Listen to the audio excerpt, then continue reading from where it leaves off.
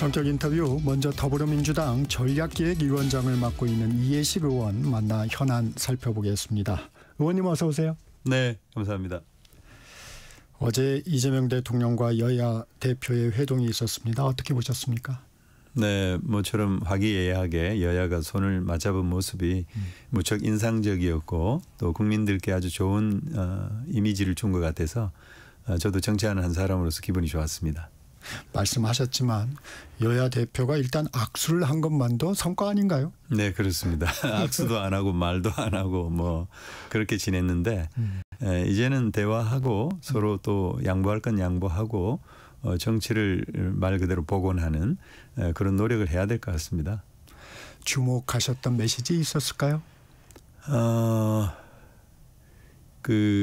이 모두 발언에 좀 뼈 있는 얘기들을 하지 않았습니까? 네. 정청래 대표는 내란 청산이 중요하다. 그리고 민생이라고 하는 것도 결국 개혁이고 개혁이 민생이다. 뭐 그런 얘기를 하면서 국민의힘이 내란의 강을 건너기를, 내란 청산에 협조해 주기를 이제 바랬고, 장동혁 대표는 장동혁 대표대로 지금 특검법 개정안이라든가 또 내란 특별재판부 관련돼서는 대통령이 뭐 제2요구권을 행사해달라 이런 얘기까지 하면서 상당히 자당의 입장을 강하게 표출한 거, 그런 게 상당히 기억에 남죠. 네. 이번 회동에서 민생경제협의체 구성에 합의를 했습니다. 어떤 네네. 활동 좀 기대해 볼 수 있을까요? 뭐 얘기가 나왔습니다마는 공통 공약이 있습니다. 지금 대선 치른 지가 얼마 안 됐는데 공통 공약을 입법화하는 것은 사실은 뭐 여당이나 야당이나 이견이 별로 없고, 또 국정기획위 단계에서도 사실 국정기획위원회가 야당의 공약도 쭉 스크린을 해가지고 담을 수 있는 것은 다 담았거든요. 네. 그래서 그런 작업들이 먼저 이루어졌고, 또 이런 민생경제협의체를 통해서 구체적으로 또 정기국회에 들어가면 늘 이렇게 만나고 협상하기 때문에 상당히 성과를 내려면 충분히 성과를 낼 수 있다, 이렇게 생각합니다. 이 여야가 관심 있는 민생 법안이 좀 다를 수도 있을 텐데 여당 입장에서는 어떤 부분을 좀 시급히 생각하고 계십니까? 지금 현안으로 보면은 뭐 물가 문제가 상당히 심상치는 않습니다만은, 그러나 정청래 대표의 말씀대로 사실 제일 중요한 것은 내란 청산입니다. 우리 이재명 대통령의 선거 슬로건이나 공약도 그랬지만은 네. 전체적으로는 회복과 성장이거든요. 제일 중요한 것은 망가진 어떤 국정의 시스템, 민주주의 이런 것을 먼저 회복한 다음에 그 다음에 성장이 있다라고 하는 것이기 때문에 결국 내란 청산이 가장 중요하고, 정청래 대표의 말씀처럼 개혁이 민생이고 민생이 개혁이다. 그런 면에서 보면 어제 오찬 회동에서도 강조를 했습니다만 국민의힘이 빨리 이 내란을 극복하는 거, 내란의 강을 건너는 거, 그것이 중요하지 않을까 그렇게 생각합니다. 근데 그런 부분으로 협의를 하다 보면 아무래도 충돌이 있을 수밖에 없을 것 같은데, 예전에도 이런 협의체 만들면 꼭 실무일 협의에서 대립하다가 좀 삐걱거리고 했습니다. 네네. 이게 좀 잘 되려면 여야 어떻게 좀 접근해야 될까요? 우선 이제 민생경제협의체라고 하는 그 말 그대로 그야말로 민생 사안만 다룬다면은 성과를 낼 수도 있겠죠. 그러나 저는 지금 정치권의 논의와는 다르게 3특검이 지금 진행되고 있지 않습니까? 네. 특히 내란 특검 같은 경우는 어떤 면에서는 국민의힘을 정면으로 겨냥하고 있거든요. 추경호 원내대표와 조지현 의원에 대한 원내대표. 네. 압수수색이 있었고, 네. 그리고 또 피의자로 적시를 했단 말이죠. 그리고 이 12월 3일 계엄 선포될 당시에 추경호 원내대표가 문자를 보내면서 국회로 와라, 당사로 와라, 국회로 와라, 당사로 와라, 이렇게 상당히 그 4번씩이나 장소를 바꾸는 이제 그런 것들이 결국은 표결을 방해하려고 그런 거 아니냐. 그리고 그때 당시 이 추경호 원내대표는 또 국회 원내대표실에 있었는데 원내대표실에 조지현 당시 그 원내대변인하고 같이 모여 있었던 의원들이 뭐 이미자 의원이라든지 뭐 김희정 의원 등 여러 의원들이 있습니다. 그 의원들이 또 특검에서 지금 참고인 신분으로 부르고 있거든요. 네. 근데 이 참고인 신분으로는 뭐 안 나가도 되지만 계속 안 나올 경우에는 뭐 이렇게 피고발인 신분으로 전환을 한다든가 해서 강제 수사에 또 착수할 수도 있습니다. 이제 그렇게 되면은 국민의힘 입장으로서는 매우 곤혹스럽고 네. 상당히 많은 숫자의 의원들이 이런 사법 리스크를 안고 가야 되는 상황에서 가뜩이나 장동혁 지도부가 집권 기반이 취약한데 가까스로 그 아스팔트 극우 세력에 기대서 당선이 되지 않았습니까? 그런 상황에서 의원들의 어떤 그런 그 신상과 관련된 정치적 생명이 달려 있는 문제를 소홀하게 취급하기는 어려울 거거든요. 네. 이제 그런 측면에서 보면 이제 두 가지 선택이 있다고 보여져요. 하나는 아주 강경한 투쟁으로 나가는 거. 원래 당선됐을 때 그렇게 얘기를 했죠. 네. 예, 뭐 이재명 대통령을 끌어내리겠다. 그리고 이 뭐 아주 극한 투쟁을 암시하는 네네. 그리고 뭐 심지어는 정기국회 보이콧하겠다. 네. 이렇게까지 나왔는데 어제 보니까 결국 저는 노선을 변경한 것이다. 두 가지 선택지 중에 결국 유화적인 노선 그리고 정치의 복원 최선을 다해서 이런 그 민생 문제에 천착하고 그런 모습을 보여줌으로써 오히려 이런 어떤 사법적 위기 이런 것을 돌파하려고 하는 하나의 수 아니냐 이렇게 생각이 됩니다. 아, 그런 의도가 엿보였다. 예. 이 대통령의 언급대로 여당이 더 많이 가졌으니까 좀 더 많이 양보해야 되지 않겠느냐. 정청래 대표도 그러겠습니다 했습니다. 어떻습니까? 네, 아주 뭐 좋은 말씀이고 또 저는 그것이 하나의 원칙이라고 생각을 합니다. 그래서 저희 당도 그런 차원에서 여야 이런 영수회담의 어떤 성과 이런 것을 이어가기 위해서 노력해야 되지 않을까 그렇게 생각합니다. 이 장 대표가 앞서도 언급해 주셨지만 대통령께 요청한 제2의 국권 행사. 이게 현실성이 있을까요? 뭐 이재명 대통령은 윤석열 전 대통령하고는 다르겠죠. 내란숙의 윤석열하고는 완전히 다르죠. 국회는 국민의 대표기관이고 국민의 대표기관이 의결을 통해서 보낸 것에 대해서 제2요구권을 행사를 하지는 않을 것입니다. 저희 생각에는 만약 그런 상황이 정말 이 법안에 대해서 대통령이 좀 더 숙고를 해야 된다는 생각이 있다면 당정 간의 협의가 먼저 돼서 당연하죠. 그런 상황이 되지는 않지 않겠습니까? 그렇습니다. 네. 네. 일단 이번 주 원래는 3대 특검법 개정안 처리 얘기도 좀 나왔었는데 어떻게 될까요?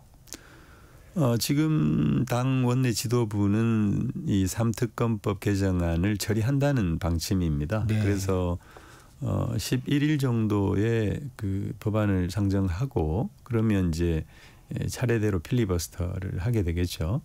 그래서 그런 과정을 거칠 것으로 지금 예상하고 있습니다. 당 전략기획위원장을 맡고 계신데 이 정청래 대표 출범 이후에 정광석화 개혁을 추진하고 있습니다. 네. 이 같은 전략에 대한 여론의 움직임은 좀 어떻게 평가하고 계십니까? 이제 그 말 자체가 주는 그 어감이 굉장히 강렬해서 민주당을 사랑하고 지지하는 분들에게는 굉장히 그 효능감이 있는 그런 말이지만 또 반대 진영이 있거나 또 이 중도 쪽에 머물러 있는 유권자들에게는 다소 좀 거부감을 주는 것도 사실이죠.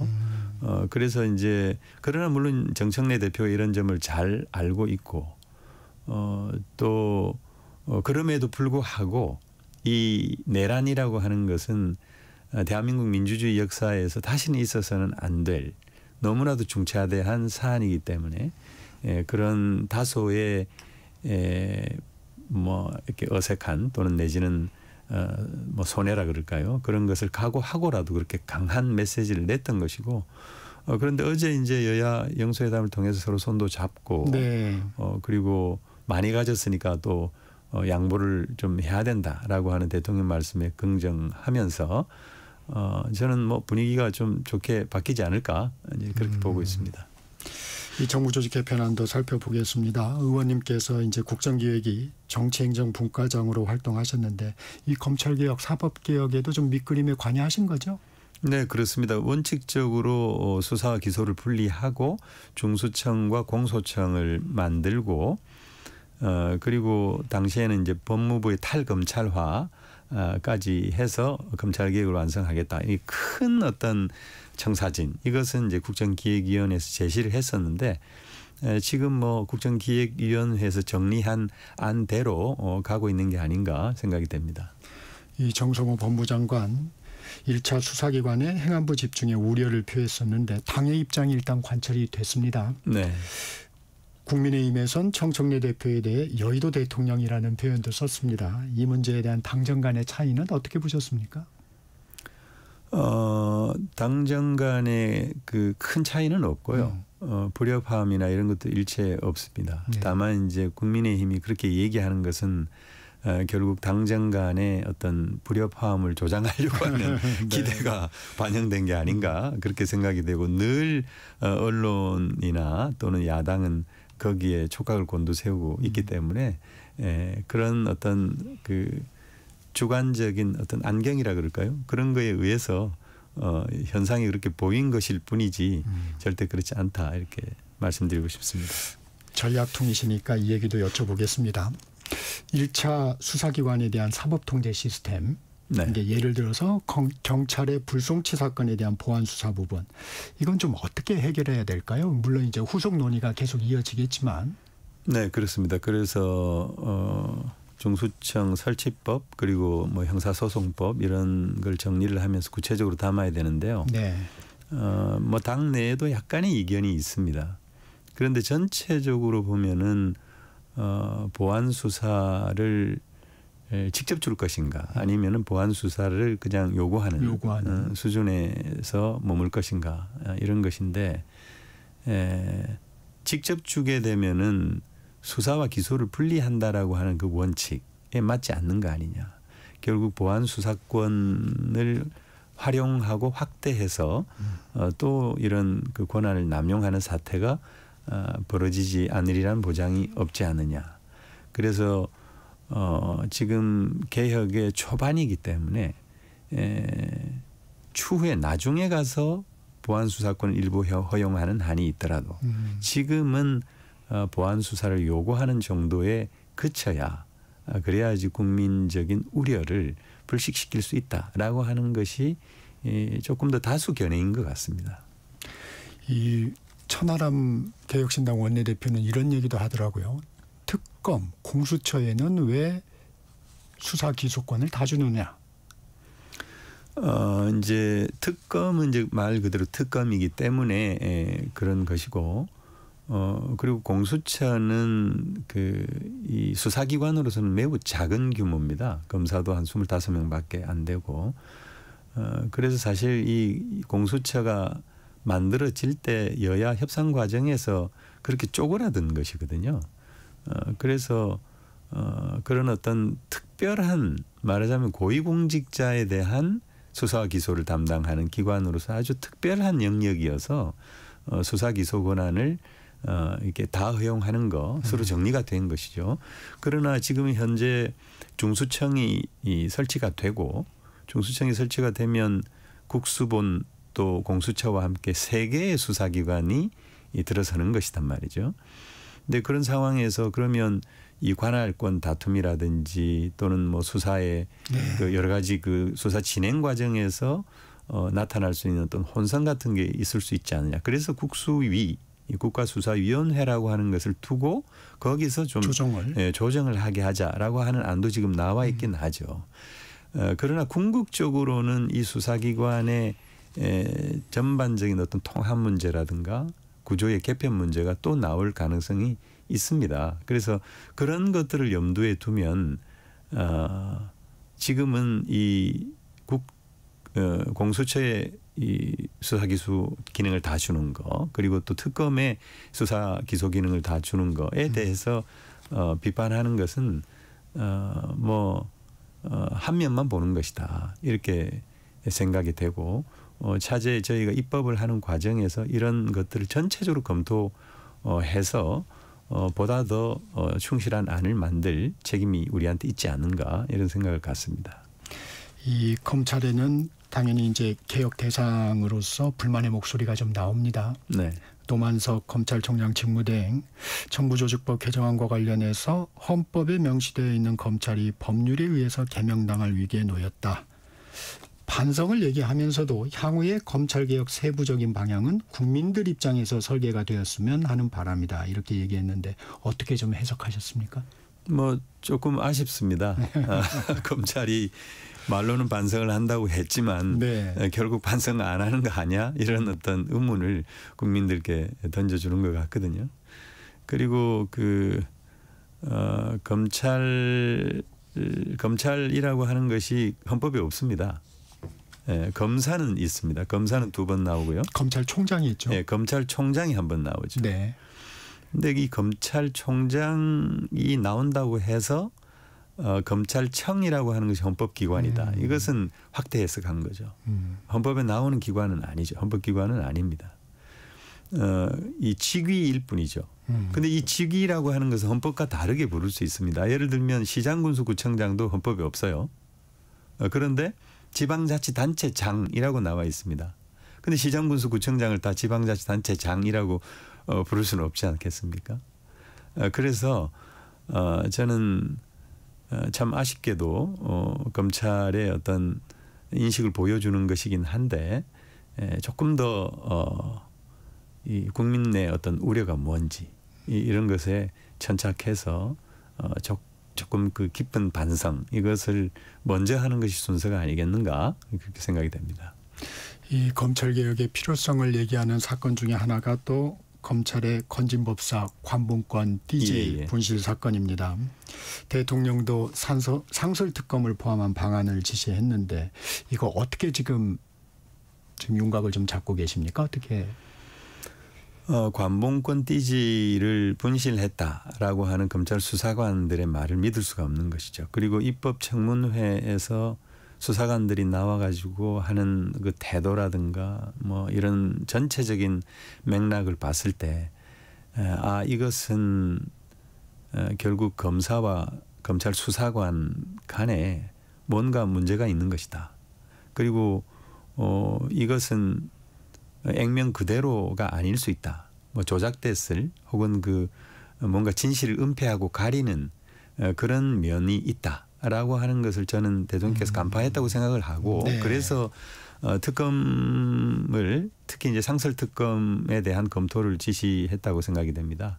그래서 상설특검은 국회 본회의에서 의결하거나 아니면 법무부 장관이 판단하거나 둘 중에 하나를 통해서 할 수 있는데요. 당도 이 상설특검을 추진하겠다고 또 발표를 하지 않았습니까? 그래서 이런 당정 간의 협의를 통해서 법무부 장관의 판단에 의해서 할지 국회의 어떤 의결을 통해서 할지 이런 것을 결정을 해야 되고 이 문제를 확실하게 가리기 위해서 상설특검을 통해서 하는 것이 바람직하다 이렇게 생각합니다. 일단 특검은 해야 된다. 네. 네. 이 내란특별재판부 설치 관련해서 당내에서 공개 비판이 나왔습니다. 판사 출신인 민주당 박희승 의원 위험한 발상이다. 상권 분립을 무시한 윤 전 대통령의 계엄 총칼과 같다는 취지의 발언을 했는데 이 얘기는 어떻게 들으셨습니까? 뭐 박희승 의원께서 조금 세게 얘기를 네. 하셨는데 우리 국회에서 법안을 발의를 하면 상임위 단계의 문턱도 못 넘는 법안도 많습니다. 네. 본회의까지 통과하는 법안들은 더 적고요. 특히 이런 어떤 정치적 함의가 굉장히 많이 내포되어 있는 그런 법률 같은 경우는 하나의 정치적 메시지로 읽는 것도 아주 현명한 방법이다 이렇게 생각이 되거든요. 내란 특별재판부를 과연 설치할 수 있느냐? 저 자신도 조금은 회의적입니다. 네. 그러나 왜 그런 주장을 하게 됐는가라고 하는 것을 저는 봐야 된다고 생각합니다. 윤석열 당시 그 피의자를 직위원 재판부가 얼토당토하게 풀어줬지 않습니까? 검찰은 또 즉시항고도 포기하고 풀어줬습니다. 그리고 지금 내란과 관련해서 가장 중요한 혐의자 중에 한 사람인 한덕수 국무총리의 영장도 기각이 됐습니다. 국민들이 봤을 때 이 내란 재판이 제대로 되는 건가? 라고 하는 우려를 당연히 제기할 수가 있죠. 그리고 박근혜 최순실 국정농단 사건 같은 경우는 일주일에 재판을 2번씩 3번씩 하고 그랬는데 지금 지기현 재판부는 일주일에 한 번도 제대로 안 하고 있습니다. 정청래 대표가 침대 축구하는 거 아니냐 네. 이런 비판도 제기했지만 지기현 판사의 이런 개인적인 비위도 있었고 이런 것에 대해서 이 조희대 대법원장이 아무런 조치를 하지 않았습니다. 이런 것들을 보면서 이 내란 재판을 믿을 수가 없다라고 하는 것이죠. 근데 그런 면에서 이런 내란 특별재판부라기보다는 내란 재판을 전담하는 재판부는 설치할 수 있는 게 아니냐. 그리고 세월호 사건 때도 세월호 사건을 담당하는 재판부를 별도로 꾸리려고 했었거든요. 근데 그런 것들을 감안해서 법안을 낸 것인데 이 법안을 내는 과정에서 조금 이제 강도를 세게 하다 보니까 약간 헌법에 위반된 될 소지가 있지 않느냐라고 하는 비판을 받게 된 건데 또 우리 자당의 의원님이 또 너무 세게 말씀하셔가지고 어떤 논란의 초점이 이렇게 옮겨갔는데 중요한 것은 그게 아니다. 내란 재판에 대한 국민적 우려 그리고 이 국민적 우려를 어떻게 불식시킬 것인가라고 하는 어떤 우리 민주당의 고민 이런 것을 봐야 된다 이렇게 생각합니다. 네, 오늘은 여기까지 듣겠습니다. 지금까지 더불어민주당 전략기획위원장 이해식 의원이었습니다. 고맙습니다. 네, 감사합니다. 전격시사 1부 여기서 마칩니다. 전하는